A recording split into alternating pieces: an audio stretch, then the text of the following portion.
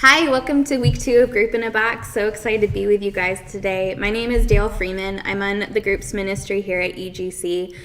Been working with groups for about 5 years and have a plethora of different group experience myself. So really excited about everything that's happening with Group in a Box and excited to talk today about what care looks like in a group. And I just want to continue off of what Pastor Tim and Pastor Jared shared last week about vulnerability, because I really believe that as groups come together, you might not even know each other very well, but as you commit to being vulnerable and sharing with one another, that's really where care is going to blossom and grow, and where your relationships and friendships are going to come too. So just want to agree with that, and let's just dig into a little bit about what care looks like in a small group. So care in groups is really unique. I just really truly believe that there's something incredibly beautiful about the fact when a group of Christians come together, and the main thing that's binding them is we want to grow together, we want to seek the Lord together, and we're just believing and encouraging each other, and that's the care right there. And just so many awesome things come out of that mentality and out of that commitment. We are wired to be in community. We are each of us made to be in community. We need each other. We need each other to be able to grow, to learn, to experience new things, to seek the Lord together. There's something about being able to encourage one another. There's plethora of scriptures that talk about that as well. But one thing I just want to say is we're created for community because we're created in the image of God. God himself was in community. In the very beginning, in Genesis 1:26, it says, "Then God said, 'Let us make man in our image, after our likeness.'" So there he was, Father, Son, Holy Spirit. Right there's a little small group of his own, the Lord working together in community. And then he made Adam. And then he said it's not good for Adam to be alone, so he made Eve. And so remove the whole relationship side of it and procreation and all of that. But God wanted Adam to not be alone, and so he created somebody for him. And he said, relationships are good, and I want to build out of this. And from that, he created nations, he created families. We see so many different examples of community in the Bible. And so that's the first thing. And then when God came to earth and walked on earth, when Jesus was here, he actually lived in a community. He had the 12 disciples, and so there was an even bigger small group that he was a part of, and that he did life with these people. And it's kind of that model I think we get to build off of and we can learn from. So if we look at the 12 disciples as an example of a small group, there's just really awesome experiences that they got to have. So Jesus was at the center of it, but they got to learn literally what Jesus's heart was for the people around him, and to see him serve and care for people and take that and learn it and then be able to put it into their own lives when their ministries grew. Jesus was their example, and they got to literally see him and do that with him. They got to get the inside scoop. They got insider information from Jesus when he explained what the stories were. They got to grow in wisdom and knowledge. They witnessed miracles. They received training, and they were launched into their own ministry. And they were part of changing the world. They started a movement that literally changed the world. Now, I'm not saying that I think your small group is going to change the world, but I believe it can change you, and it can change the people in your group, and so it's going to change your world. And I know I've experienced that personally. I know that there's stories you're going to hear today of other people just experiencing their world changing because of the people that they did group with. But I have to tell you, I feel like in a way I'm literally here today because of how a small group changed my life. When I was out of college, I graduated, was making decisions about what to do next with my life. That scary season of, I'm an adult now, what does this mean? What decisions do I have to make? And where am I going to go from here? There was a ministry opportunity that came into my life called Campus Target. You've probably heard about it.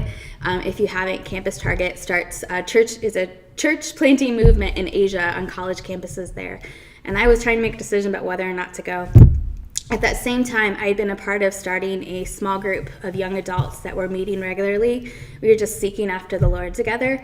And they were really, truly a part of that season in my life as I was debating on what to do, struggling, really wrestling with the Lord, and surrendering my life and letting him lead it rather than choosing my own will and choosing him over those things. And those people were my prayer warriors. They were the ones that I thought through decisions with, and they were there to cheer me on when I made the ultimate decision to join Campus Target. And joining Campus Target, it's kind of longer story, but it's actually what led me to being here and being on staff here at EGC. It's what led me to a small group where I got to know people who were on staff and made some new connections, made old connections, reconnected with people, and I got to join the staff here at EGC and start working with groups ministry and get to share with you today. So that's really cool. Like, small group literally changed the trajectory of my life, and I'm really thankful. And there's so many different examples I know of, just groups of people when we get together and be vulnerable, share with each other, care for each other, walk through life together. I could tell you endless stories, and I'm just really thankful for all those examples. So what can care look like in your group? There's kind of three ways that three like headings of care: emotional, physical, and spiritual care.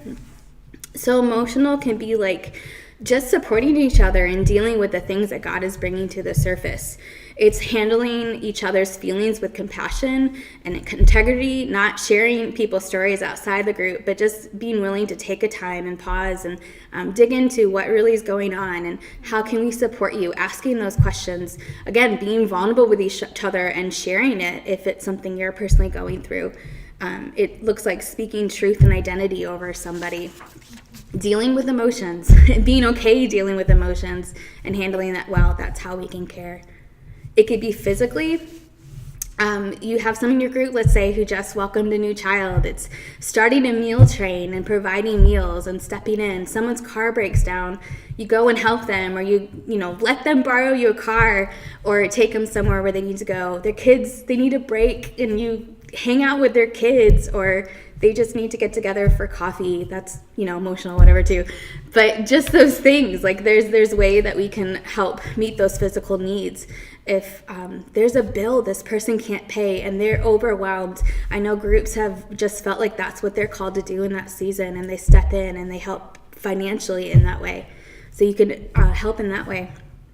Spiritually, again, encouraging one another, but especially encouraging each other in your relationship with the Lord, calling each other out and into what God has for you. It can be believing for the other person and standing with them. When Moses had his arms lifted, he had those two guys by his side, and they literally saw a battle won before them because they stood with each other. And you can be that to somebody in your group. I want to learn to be able to believe more for myself and trust the Lord, but sometimes I need those people who are standing with me, and that can be the people in my small group. It has been the people in my small group.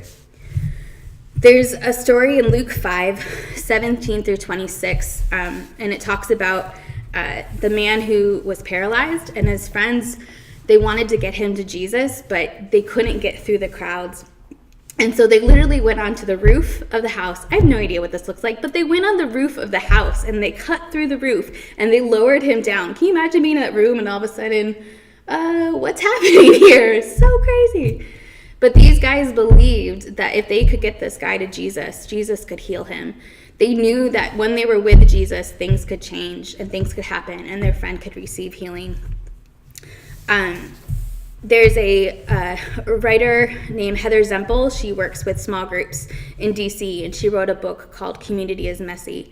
And she shared about that story of the men who are helping their friends. And she said this: "But people who understand the community of God aren't rational. They embrace the crazy idea that when two or more are gathered, God is truly there and the supernatural can happen."